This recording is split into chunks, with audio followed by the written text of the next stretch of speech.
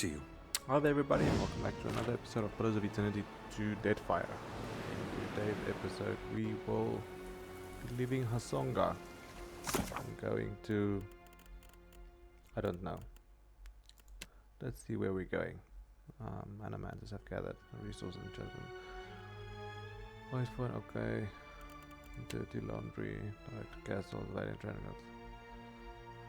Royal Deadfire Company, Bishop Man, Colonel, Principe, Captain of Tola. Bounty Biakara. What is that? Northeastern coast of Hasongo. Okay.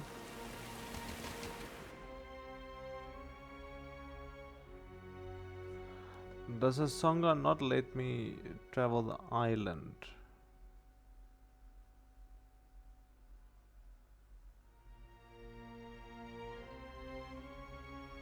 I don't know. We'll see now. I shall have a look-see.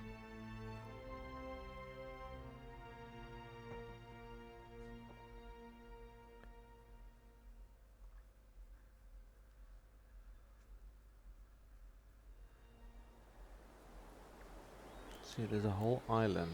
Can I not explore the rest of the island? Hasongo is a mound of wreckage on the horizon. When you see a dozen junks sailing towards you, even at the distance you can tell they are making good speed. One of the ships pulls up alongside yours and a well-dressed armoire man approaches the edge of the deck.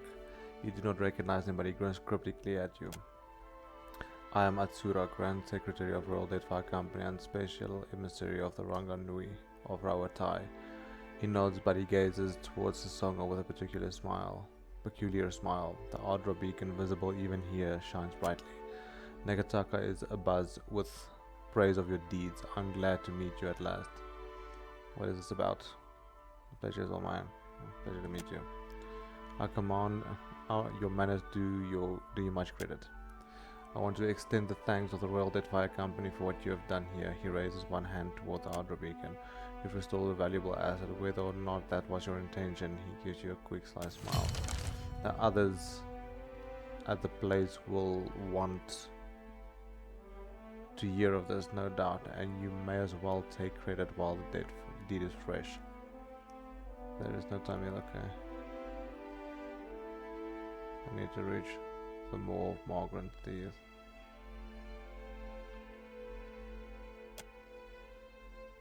That's as though a cold wind has blown over the deck at the mention of Margaret's teeth. The Italian sailors stare at you in shock and horror. Those who are not frozen with their mouths agape, or whispering fearfully amongst themselves. Atsura silences them with an unreadable glare. He turns back to you with a brittle smile that doesn't reach his eyes. Forgive my compatriots, Margaret's teeth is a volcanic chain along the northeastern edge of Deadfire. It is also among the most treacherous places in the archipelago. He casts a glance back at the anxious sailor. The waters around it are patrolled by giants said to be born of Margaret's own volcanoes. Even our well-armed ships do not venture there. He tilts his head in apology. But I suspect Queen Donekaza could direct you to the Ashen Moor if you are set on going there. All the more reason to visit her palace. He smiles cryptically. Go to Servant's Crown in Nekataka and later come and see me at the Brass Citadel. I am always eager to forge a relationship with such resourceful individuals.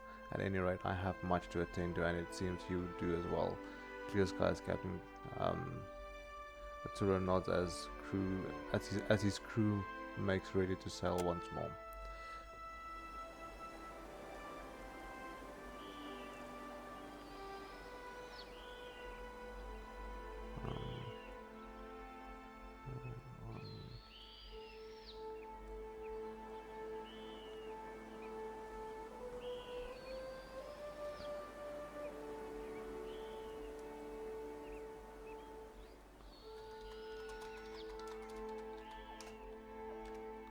Okay, north, eastern, so you've got, what is Crooksburg Captain, Damage, I need to go to damage as well. The Ashen Moor. How will I go to the Ashen Moor just yet? What's this? Earthbender Sanctum. What's this? Abandoned village.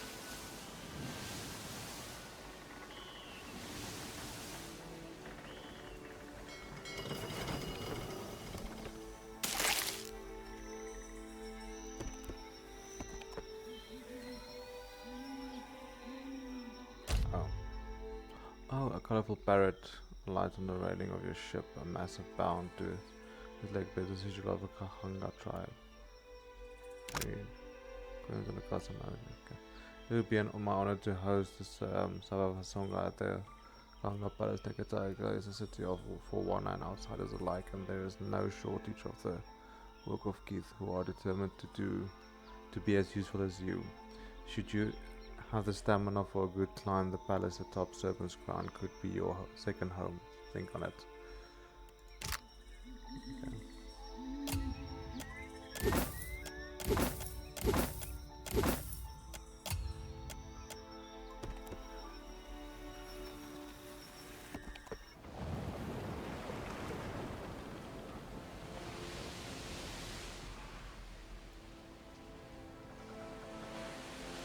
I should probably sometime or another start doing naval combat. I really dislike this game's naval combat.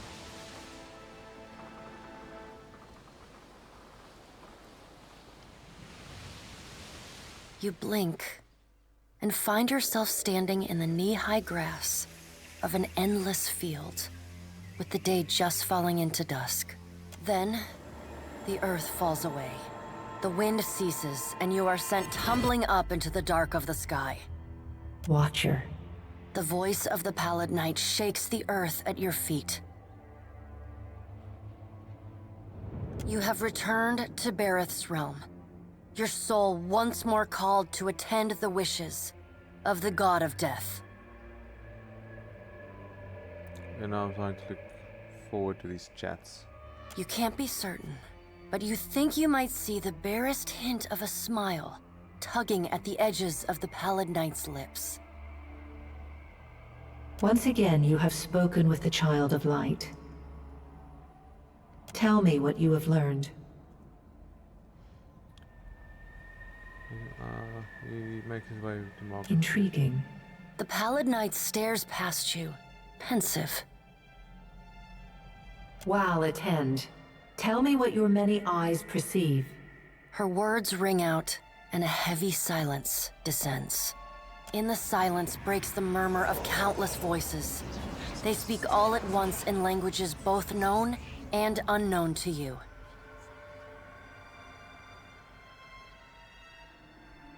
In the space beside Berath, an eye blinks open, followed fast by several more.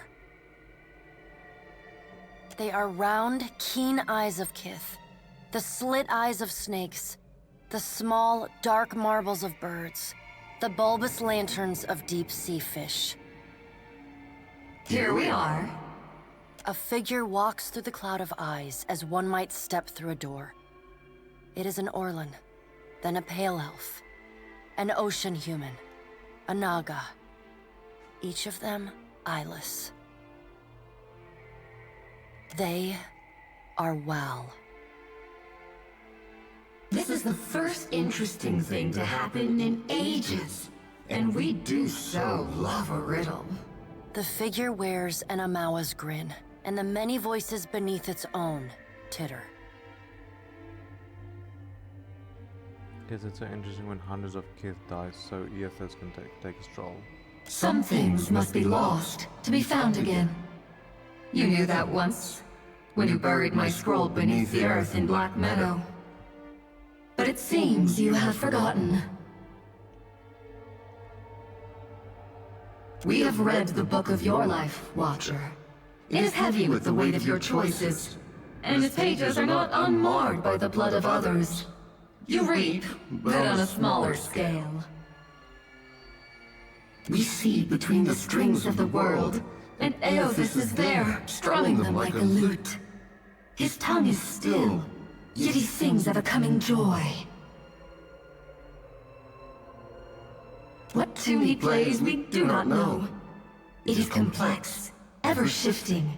One moment vibrating in harmony, the next in discord. A man strides through the door to Berath's realm. Behind him lope wolves with lolling tongues, and jungle cats whose long tails twitch with every step. Galawain, the changeling, arrives, and he brings with him the wild heart of Eora's untamed places. Fast on Galawain's heels, a small wave of seawater washes across the tiles. It pours off the edge of the platform and cascades down into the beyond. From out of the water rears a glowing lure, then the head of a gigantic fish. The round black eyes of Andra roll to meet your. My gift-bearers bring to me that which kith most want to forget, and in their memories I see you as Wael does. You are the one who leaves chaos in his wake. You knew one of them once, my gift-bearers, Meneha. She longs to forget and to help others do the same. But when given the chance to aid her, you did not. You are a capricious creature, like Eothas. Andra's storm-black eyes roll away from you. Eothas is nothing if not resourceful. I admire his nerve. In the changeling's voice, you hear the soft patter of rain on leaves and the rush of wind through treetops. No, he is a creature of the pack left long alone. Without our strength behind him, he is weak. If his journey leads him back to us, he has proved himself worthy of return to the fold. Eothas does not return to us. He returns to execute some grand plan. We must stop him. Andra's voice rises like a tide, panic riding its crest. The doors lining the walls of Berath's realm slam open in unison. Warped pieces of ancient armor and the remnants of discarded weapons roar through the doorways. They meet in the center of the room, in a shower of sparks, and form the vague figure of a man. Finally, a blacksmith's sledge hurtles past your shoulder, and the figure snatches it from the air. A man made half of metal and half of ruined skin stands before you. The rounded metal of a well-worn shield makes up most of his skull, his right eye socket, and jaw. His mouth is pulled. If Eothas has something foolish planned, perhaps we can turn him from that path and set him down a more productive one. Abaddon's words crash and screech together, like long steel gears forced to movement for the first time in centuries. Abaddon speaks with a child's naivety. The other gods don't seem too concerned. He violates not their realms, but mine. I feel his urgency in every stamp of his feet along my spine. I will send tsunamis to slow him if Mogren would stir the earth beneath Mogren's teeth. The water at your feet recedes. Lava oozes up through the shallow water, and a woman made from the guts of the earth emerges. She settles her characteristic broadsword on her shoulder and sighs a cloud of smoke and ash. Mogren returns. In the age when our steps carved valleys across the face of Eora, our bodies were impervious to all but the strongest attacks. I doubt fire and water will be enough to stop him. But I will bear down upon Eothas with all the heat and fury of the earth. If I must.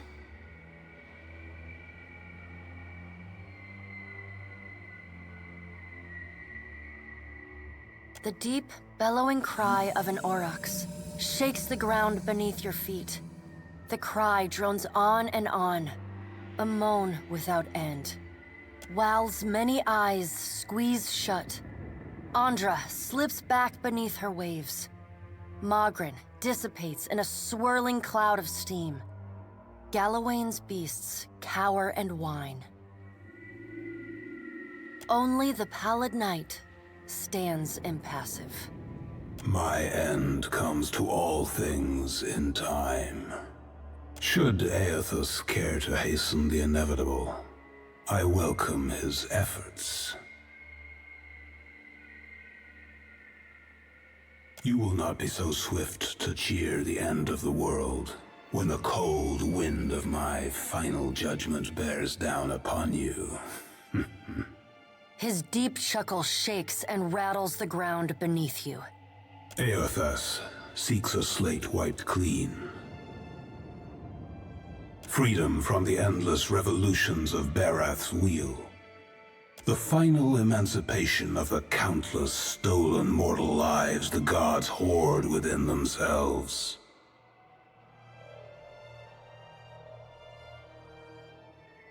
The Child of Light will not choose the hour of my death. Magrin tests the edge of her broadsword with a smoldering finger. He sows chaos in his longing for a radiant dawn. So much will be lost in the cacophony of fear his actions inspire. The crack of thunder rends the air. The gods fall silent. We can wait no longer to act. Speak with him, Watcher. Discover what it is he plans. To live is a choice, and you yet draw breath. Drink deep of the air, Watcher.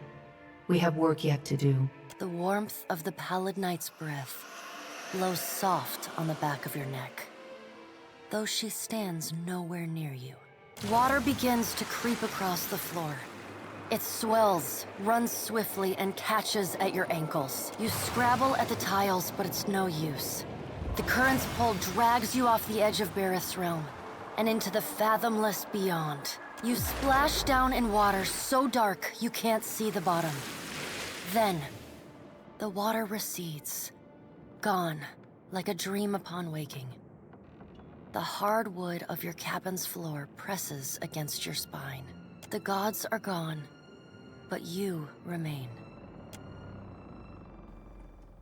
The gods on this game is ugly as shit.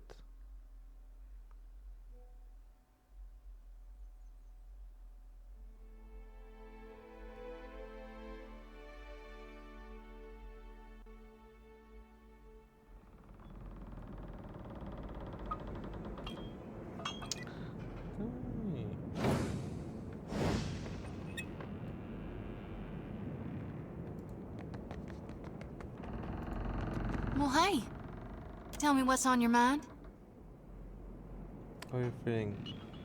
Have you suffered any recent nightmares? Not a one. Thanks to you, I'm sleeping like a babe.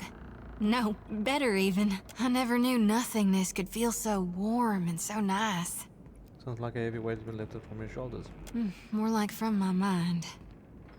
No matter what comes to pass in the days and nights ahead, I won't forget who it was that brought me relief from the dreams and the crush of the souls I'd acquired.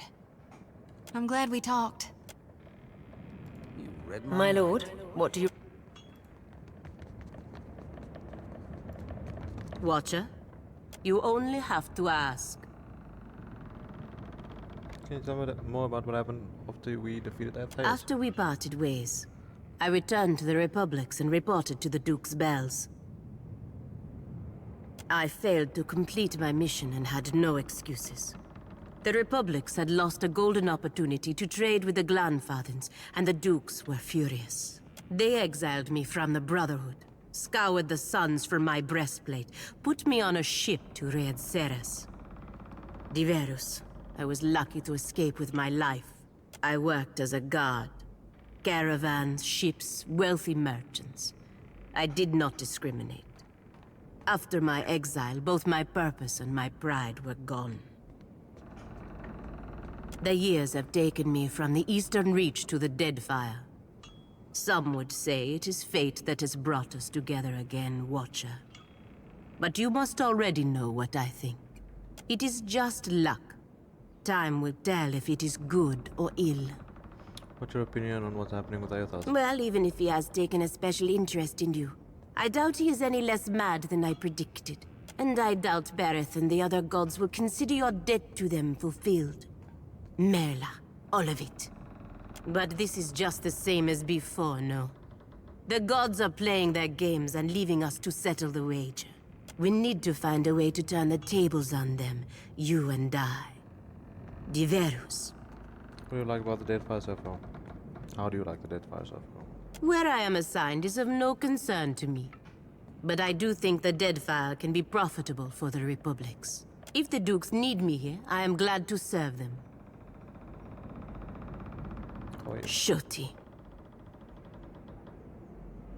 She is a child in thought, a child in action. If she wants to live in a fantasy, that is her choice. But she is so easily wounded by ideas counter to her own. Are Red Saren's truly so sheltered? Whatever her problems are, they are hers. If she insists on trying to make them mine, she will end up hurt in more than one way. Whatever happened with you and Manea? But you instantly turns her head in your direction, eyebrows red, in eyelids. Necessitating out and back. Where? Yeah. Manea was a good companion and a skilled warrior. But her imagination got the better of her. It appears to have gotten the better of you as well. Okay. Let's get a move on. Crazy. Captain. Or should I call you the Watcher of Cadnua? I confess that title. Something of a mouthful. Cadnua's gone, just Captain now. Captain it is that. When you took me aboard, you neglected to mention that you were in pursuit of a rampaging deity.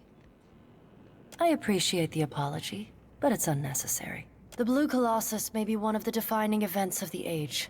I count myself fortunate to bear witness to your investigation. Speaking of, let us return to it. Yeah. Great and terrible things are at work.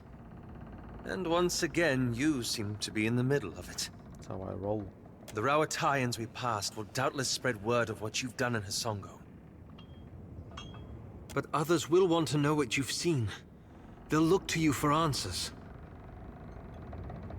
I have to report truthfully. You make it sound so simple.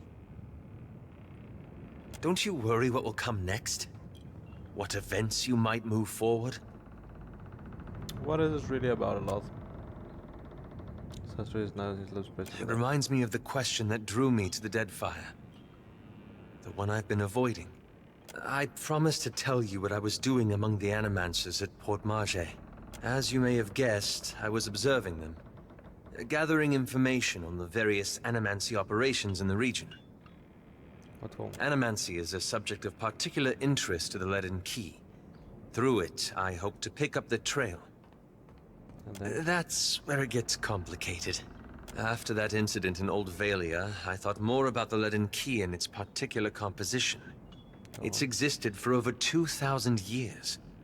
Say what you will about its motives and methods, but that's an impressive tenure. That's when I realized how short-sighted I'd been. To think I could undo the Leaden Key without understanding how it works. I found references to an ancient Leaden Key cabal in the Deadfire. Possibly one of the oldest, if accounts are credible. And they appear to have been working independently, without direct intervention from Theos, for almost 2 millennia. Very well, how do they find them? There's the challenge. Most sources refer to them as the Painted Masks. But I haven't met anyone here who knows that name. The Bahaki of Ori or Koiki painted face. Truly? Then perhaps we'll find something there. Okay. Thank you.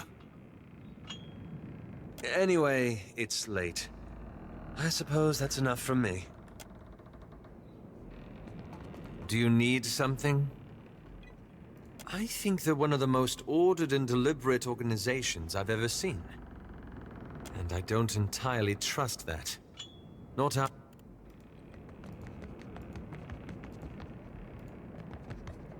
How do I go up the upper decks.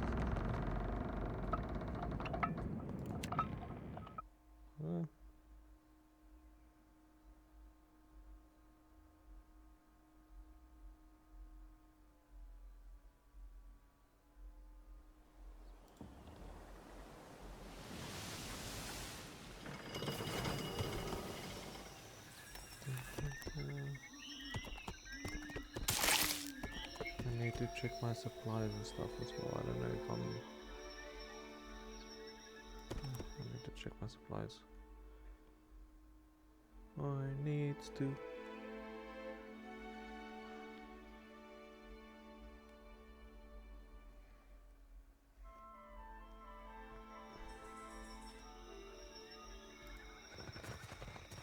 Could be a... Somehow it all ends in bloodshed. Glory be to God! Me too.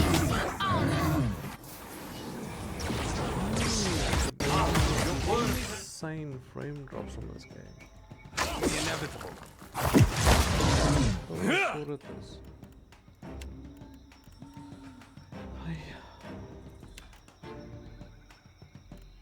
Where's the order? Oh, mine. This thing is doing the job.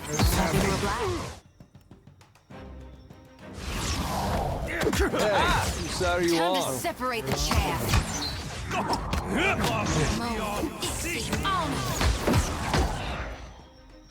Shall we begin?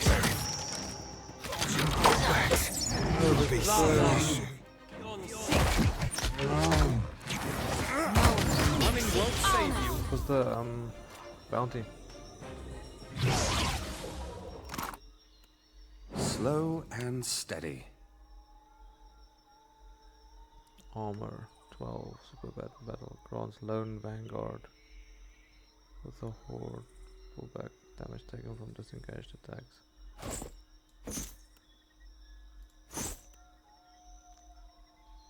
Constitution +3. Yeah, okay, this is better.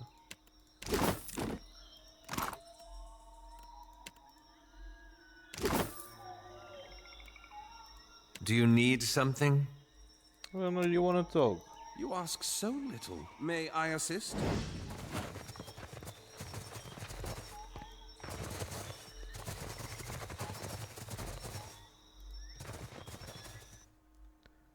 Okay, so that's a bounty down. Bounty.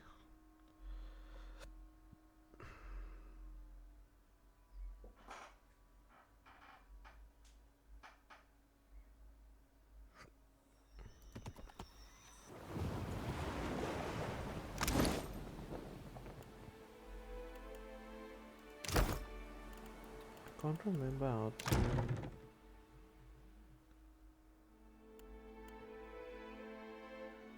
Okay, that's fine.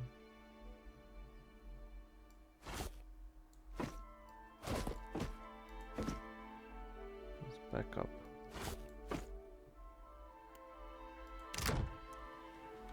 Where are we going now? Let's go there.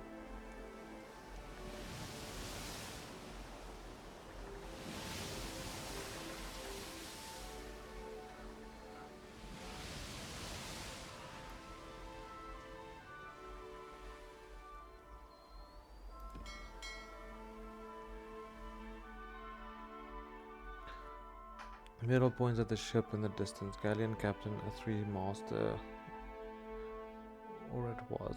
North remains of the ship 4-master, a 4-mast saver, splinter stump, and a bowstring, a bowsprit has been sheared off. See how they crippled her. That's the work of pirates, principally most likely, and probably the upstarts if they're raiding this close to the Valiant patrol routes. Hang on quickly.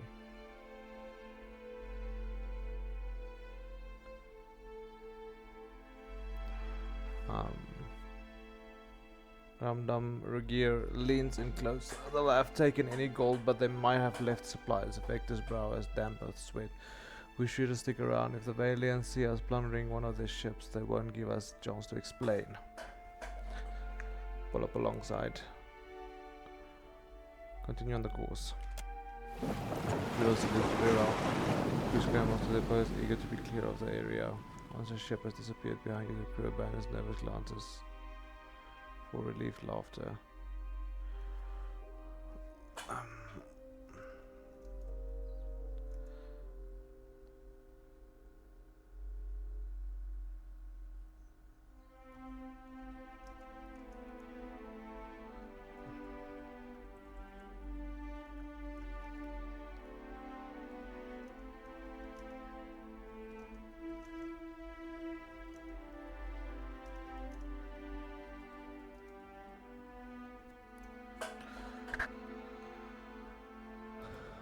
Okay.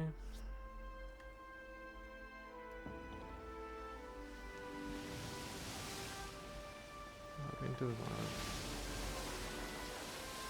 Yes, I have.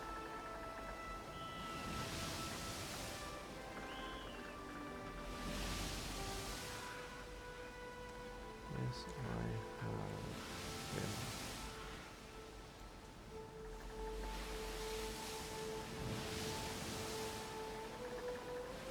No, leave me alone.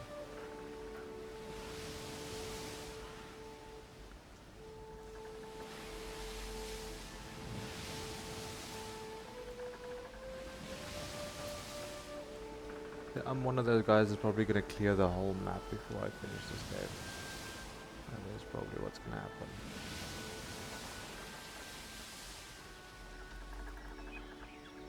Oh, just tell me I made it. I will.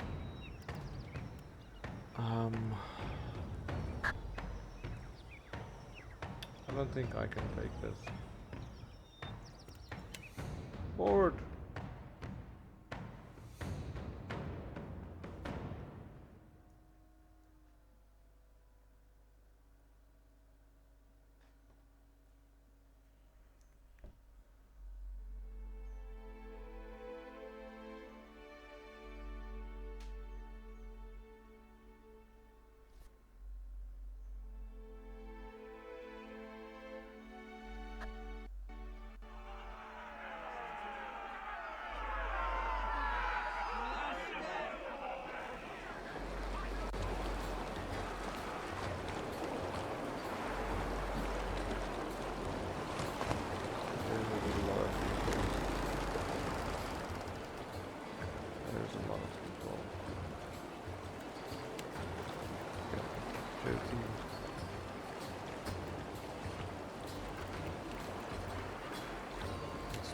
Protection of my team. You've gone cross spells at the moment.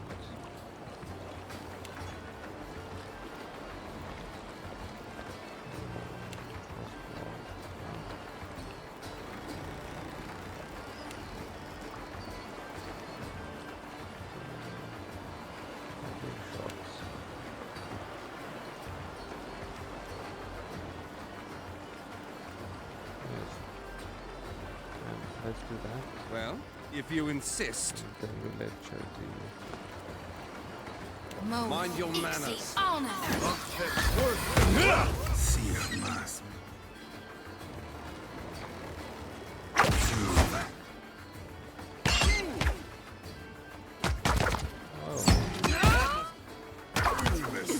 Time to separate the chaff.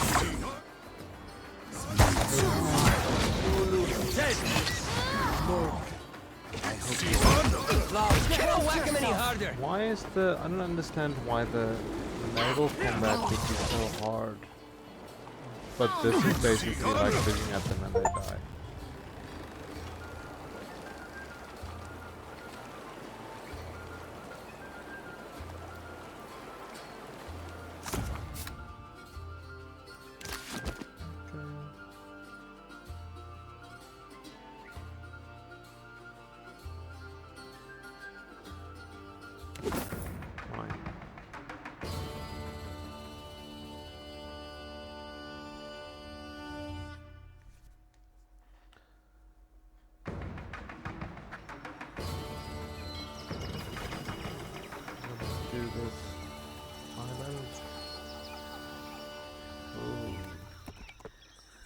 then we call it a day after this. I don't have this.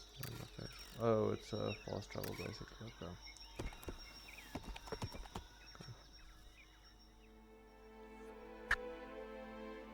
You notice a small pavilion containing a large weathered statue of stone a little ways off the path. It appears to be a Wana shrine, so it's just running. So it's the running area. The statue and surrounding area is clean and maintained locally. Locals likely visit the shrine frequently to keep it that way. You look around but don't see anyone nearby. Approach and identify. What? The craftsman of the statue is remarkable, but the time was worn down officially. You cannot discern who. The shrine is dedicated to leave the shrine. Why would I desecrate it? I don't get it.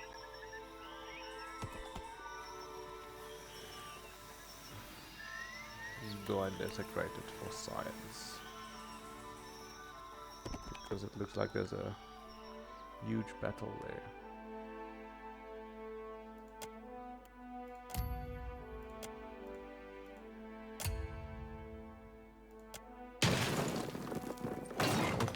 Beneath your fall to the ground. Or just what in the name of Wael have we got here? A group of snakes status and approach behind you. Each bears naked arms and scarred armor. And one doing the talking wears soon to the shirt and badge, mocking himself as a follower of Berath. Don't much care for what you've done to our little shrine here. Seems like it's going to take a sacrifice to set things right, a sacrifice of blood and bone. They advance. That's scary. Probably gonna kick my ass now.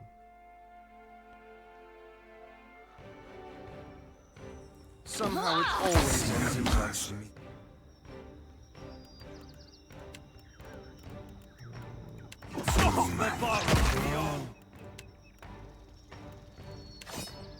I'm afraid not.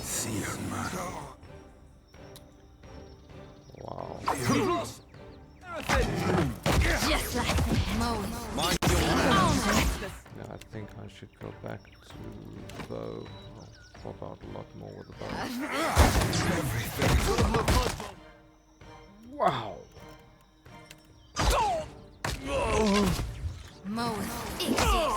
What can I do you for?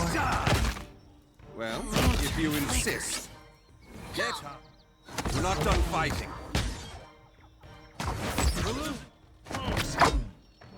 Yeah. Where's the deer? Why is he there? Yeah, this is not happening now. Let's leave these people's shrines. Can I make marks? I need to return here.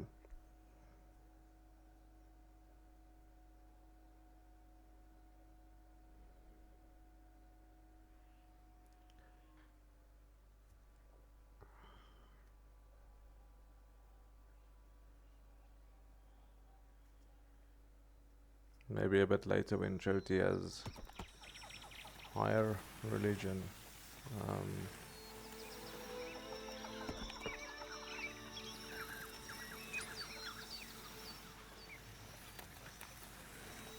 Okay. Anyway, guys, I think I'm gonna call it here. Didn't really do much this episode. It was mostly exploring on some dialogues, more lore type things. So I'm gonna move back here. I think I need to make my way to Dunwich. It's time to take the conversation to the Principe, I think. Anyway, thank you for watching, guys, and have a fantastic day.